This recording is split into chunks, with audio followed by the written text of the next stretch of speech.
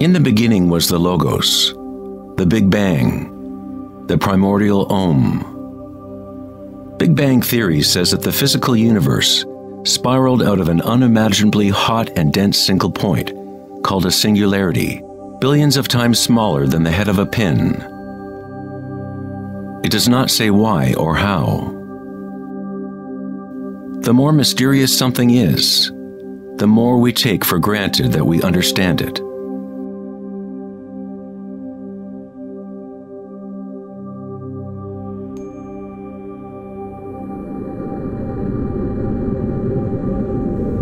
It was thought that eventually gravity would either slow the expansion or contract the universe in a big crunch. However, images from the Hubble Space Telescope show that the universe's expansion seems to be actually accelerating, expanding faster and faster as it grows out of the Big Bang. Somehow, there is more mass in the universe than physics predicted. To account for the missing mass, physicists now say that the universe consists of only 4% atomic matter, or what we consider normal matter. 23% of the universe is dark matter, and 73% is dark energy, what we previously thought of as empty space. It is like an invisible nervous system that runs throughout the universe, connecting all things.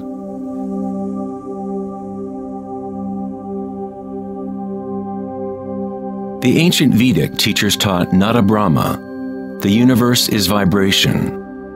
The vibratory field is at the root of all true spiritual experience and scientific investigation. It is the same field of energy that saints, Buddhas, yogis, mystics, priests, shamans, and seers have observed by looking within themselves.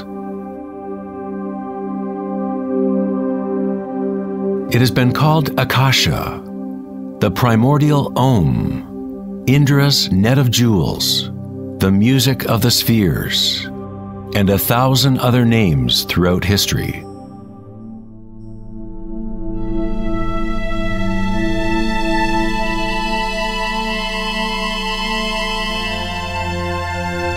It is the common root of all religions,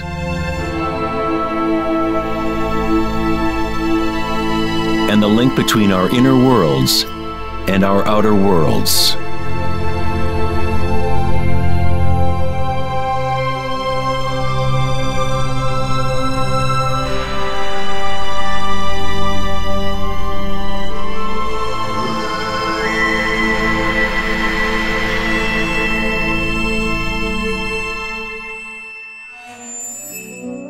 In Mahayana Buddhism in the 3rd century, they described a cosmology not unlike the most advanced physics of modern day. Indra's net of jewels is a metaphor used to describe a much older Vedic teaching, which illustrates the way the fabric of the universe is woven together. Indra, the king of the gods, gave birth to the sun and moves the winds and the waters. Imagine a spider web that extends into all dimensions. The web is made up of dewdrops, and every drop contains the reflection of all the other water drops. And in each reflected dewdrop, you will find the reflections of all the other droplets. The entire web in that reflection, and so on to infinity. Indra's web could be described as a holographic universe, where even the smallest stream of light contains the complete pattern of the whole.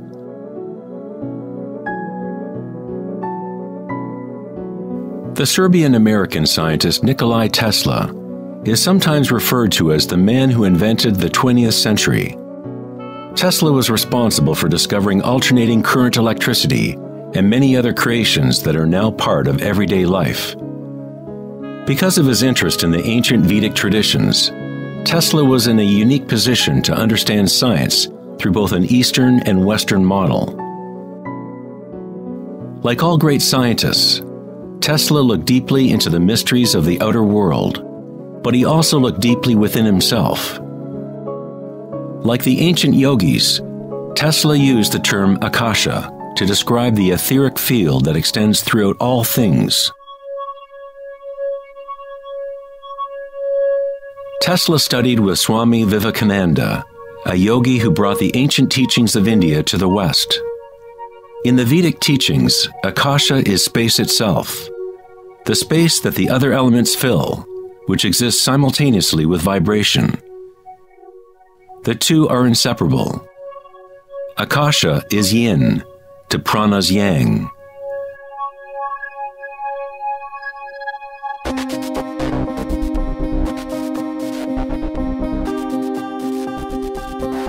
A modern concept that can help us to conceptualize Akasha, or the primary substance, is the idea of fractals. It wasn't until the 1980s that advances in computers allowed us to actually visualize and reproduce mathematically the patterns in nature. The term fractal was coined in 1980 by mathematician Benoit Mandelbrot, who studied certain simple mathematical equations that, when they are repeated, produce an unending array of changing mathematical or geometrical forms within a limited framework. They are limited, but at the same time, infinite. A fractal is a rough geometric shape that can be split into parts, each of which is at least approximately a reduced size copy of the whole pattern, a property called self-similarity. Mandelbrot's fractals have been called the thumbprint of God. Om Shrim Rim Klim Lam Gam Ganapati Varavarada Saravajanam Eva Shivaya Swa. You are seeing artwork generated by nature itself. If you turn the Mandelbrot figure a certain way, it looks sort of like a Hindu deity or Buddha. This figure is being termed the Buddha-bro figure. Om Shrim Rim Klim Lam Gam Ganapati Varavarada Saravajanam Eva Shivaya Swa.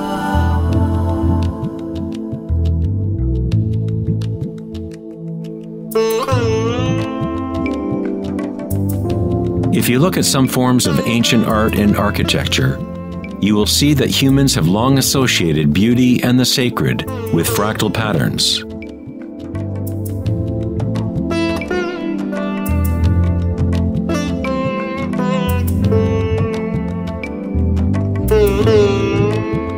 Infinitely complex, yet every part contains the seed to recreate the whole.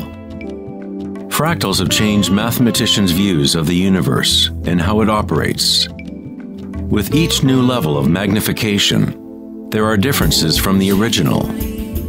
Constant change and transformation occurs as we traverse from one level of fractal detail to another.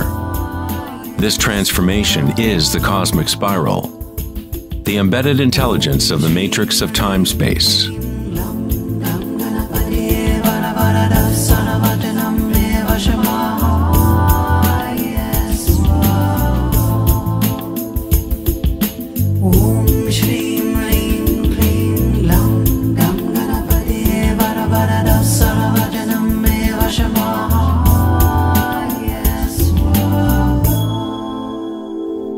Fractals are inherently chaotic, full of noise and order. When our minds recognize or define a pattern, we focus on it, as if it is a thing. We try to find the patterns we see as beautiful, but in order to hold the pattern in our minds, we must push away the rest of the fractal.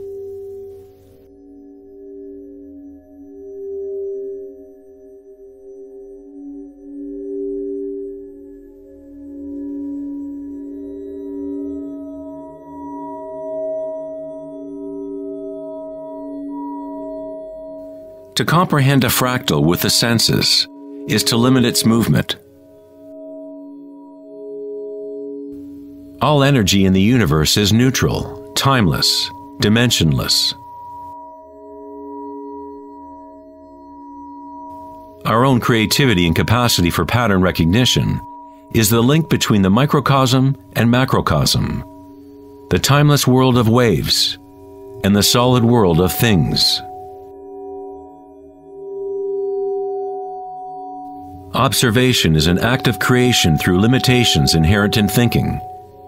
We are creating the illusion of solidity, of things by labeling, by naming. The philosopher Kierkegaard said, "If you name me, you negate me." By giving me a name, a label, you negate all of the other things I could possibly be.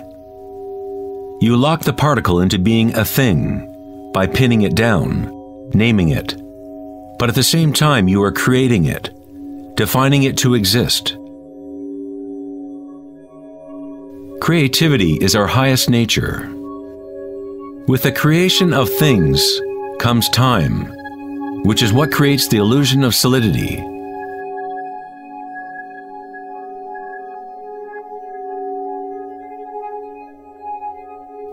Einstein was the first scientist to realize that what we think of as empty space is not nothing. It has properties. And intrinsic to the nature of space is nearly unfathomable amounts of energy. The renowned physicist Richard Feynman once said, "There is enough energy in a single cubic meter of space to boil all the oceans in the world." Advanced meditators know that in the stillness lies the greatest power. The Buddha had yet another term for the primary substance, what he termed kalapas, which are like tiny particles or wavelets that are arising and passing away trillions of times per second.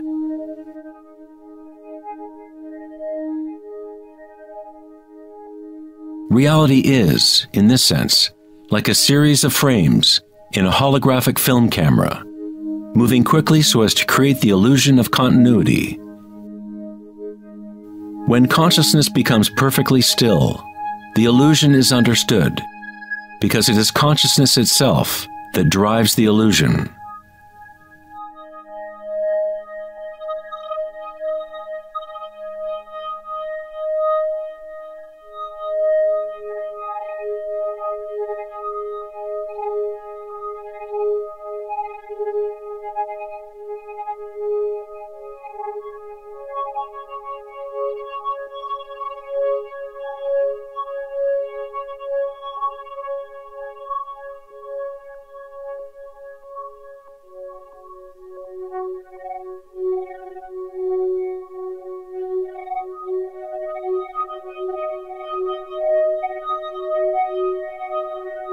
In the ancient traditions of the East, it has been understood for thousands of years that all is vibration.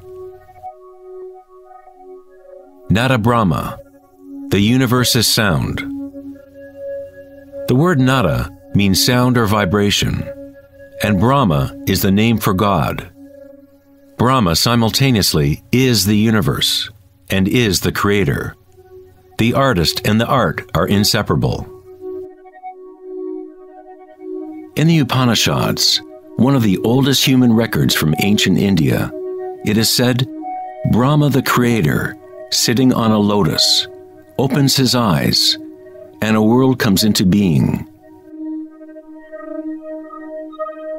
Brahma closes his eyes, and a world goes out of being.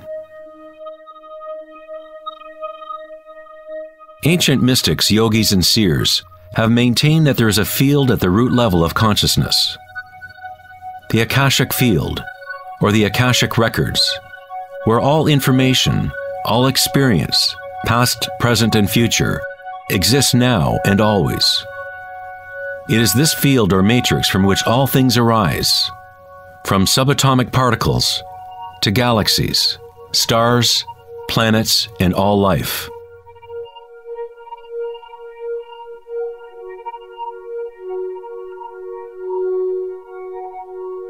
You never see anything in its totality, because it is made up of layer upon layer of vibration, and it is constantly changing, exchanging information with Akasha.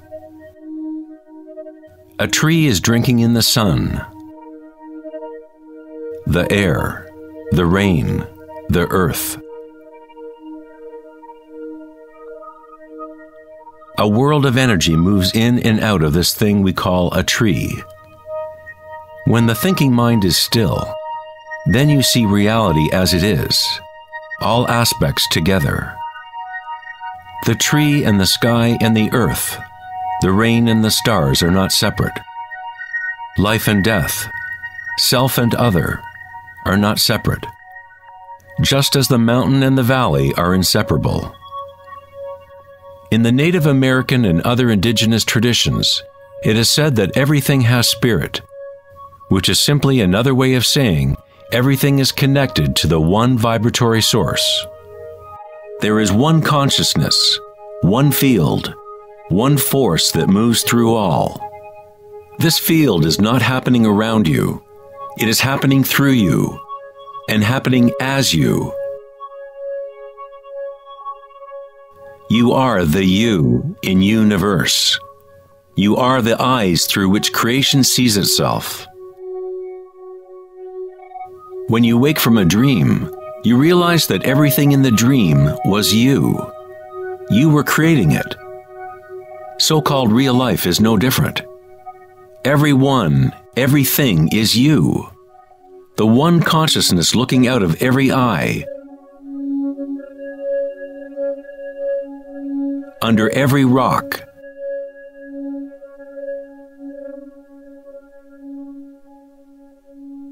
Within every particle.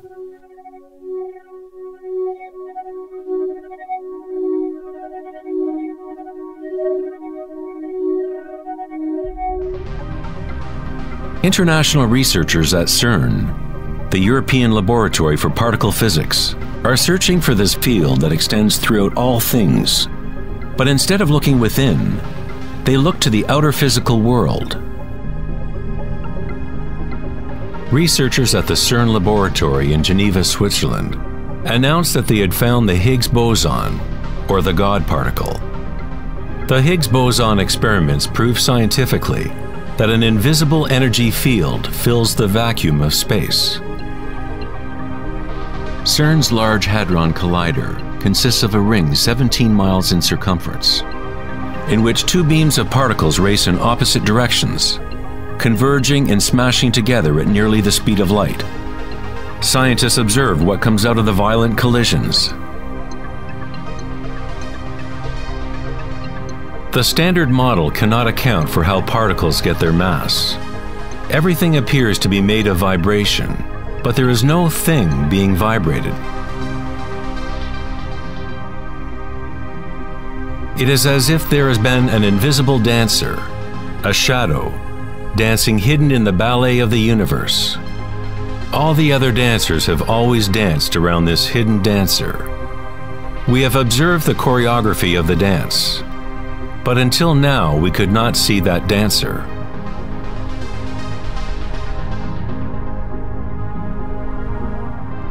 The so-called God particle, the properties of the base material of universe, the heart of all matter which would account for the unexplained mass and energy that drives the universe's expansion.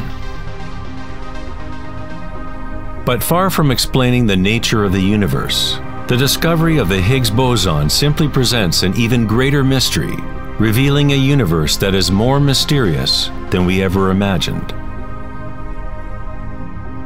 Science is approaching the threshold between consciousness and matter. The eye with which we look at the primordial field and the eye with which the field looks at us are one and the same.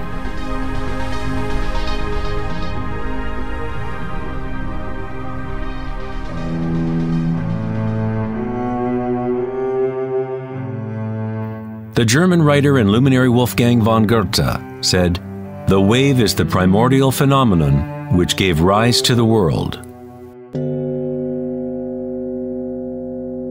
Cymatics is the study of visible sound. The word cymatics comes from the Greek root cyma, which means wave or vibration.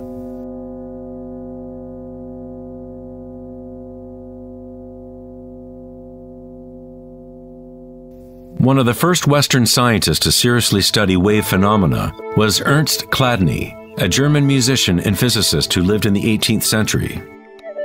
Chladni discovered that when he spread sand on metal plates and then vibrated the plates with a violin bow, the sand arranged itself into patterns. Different geometrical forms appeared depending on the vibration produced.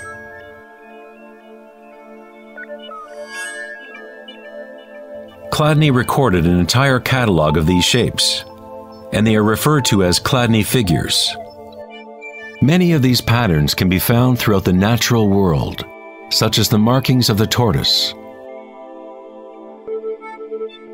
or the spot patterns of a leopard.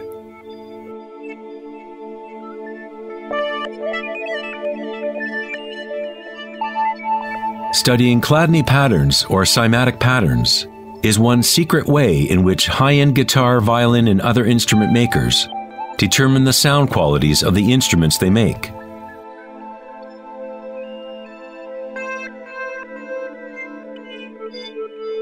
Hans Jenny expanded on Chladni's work in the 1960s. Using various fluids and electronic amplification to generate sound frequencies, and coined the term cymatics.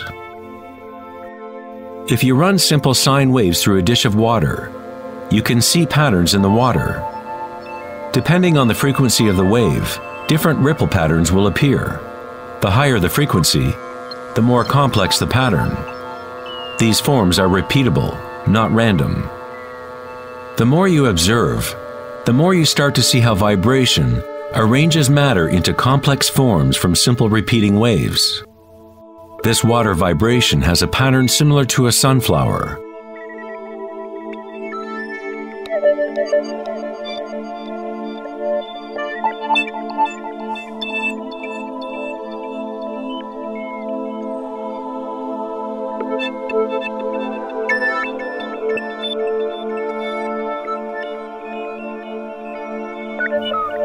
Simply by changing the sound frequency, we get a different pattern.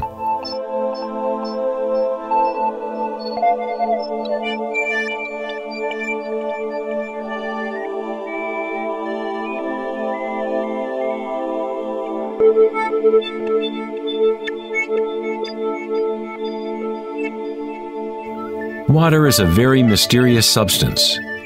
It is highly impressionable. That is, it can receive and hold on to vibration. Because of its high resonance capacity and sensitivity, and an inner readiness to resonate, the water responds instantaneously to all types of sonic waves. Vibrating water and earth make up the majority of mass in plants and animals. It is easy to observe how simple vibrations in water can create recognizable natural patterns. But as we add solids and increase the amplitude, things get even more interesting. Adding cornstarch to water, we get more complex phenomena.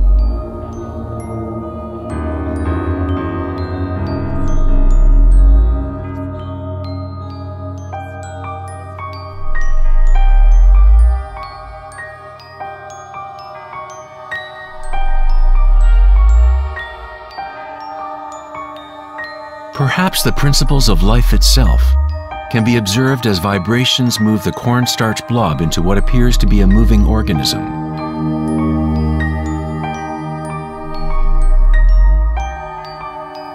The animating principle of the universe is described in every major religion, using words that reflect the understanding of that time in history. In the language of the Incas, the largest empire in pre-Columbian America, the word for human body is Alpa Kamaska, which means literally, animated earth.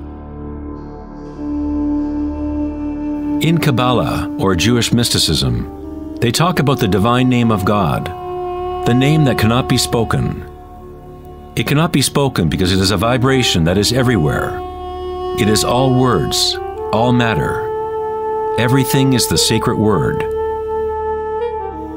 The tetrahedron is the simplest shape that can exist in 3 dimensions. Something must have at least 4 points to have physical reality. The triangle structure is nature's only self-stabilizing pattern. In the Old Testament, the word tetragrammaton was often used to represent a certain manifestation of God. It was used when talking about the Word of God, or the special name of God, Logos or primordial word.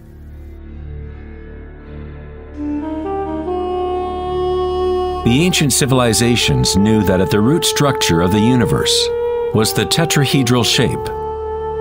Out of this shape, nature exhibits a fundamental drive toward equilibrium, Shiva, while it also has a fundamental drive towards change, Shakti.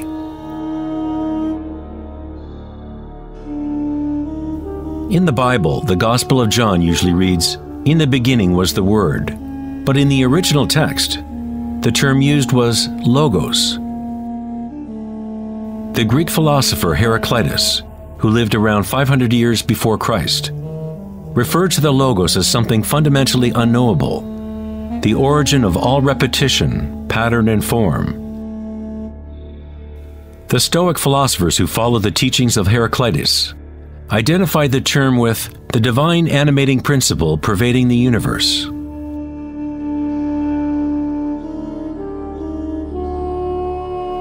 In Sufism, the Logos is everywhere and in all things. It is that out of which the unmanifest becomes manifest.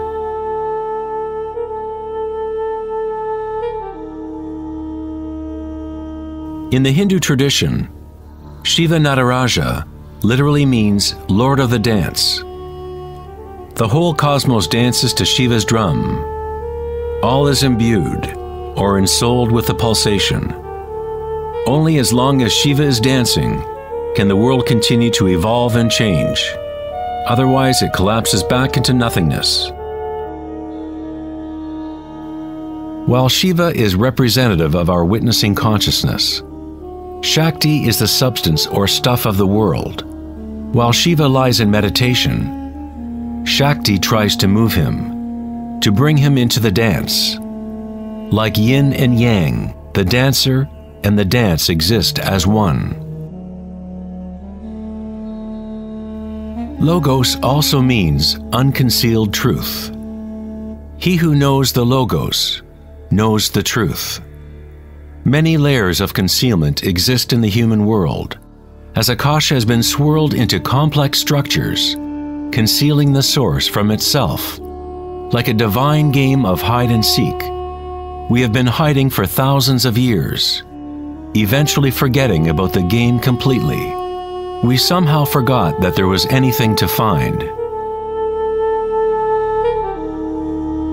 In Buddhism, one is taught to directly perceive the Logos, the field of change, or impermanence within oneself through meditation. When you observe your inner world, you observe subtler and subtler sensations and energies as the mind becomes more concentrated and focused. Through the direct realization of anicca, or impermanence at the root level of sensation, one becomes free of attachment to transient external forms. Once we realize there is one vibratory field that is the common root of all religions, how can we say, my religion, or this is my primordial OM, my quantum field?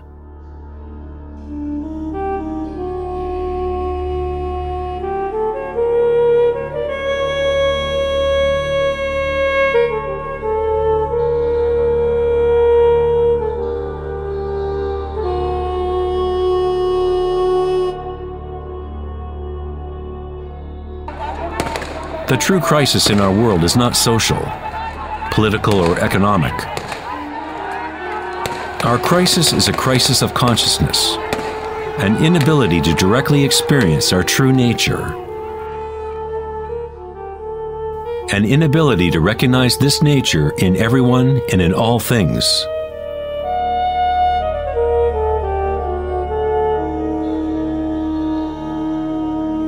In the Buddhist tradition, the Bodhisattva is a person with an awakened Buddha nature. A Bodhisattva vows to help to awaken every being in the universe, realizing that there is only one consciousness. To awaken one's true self, one must awaken all beings,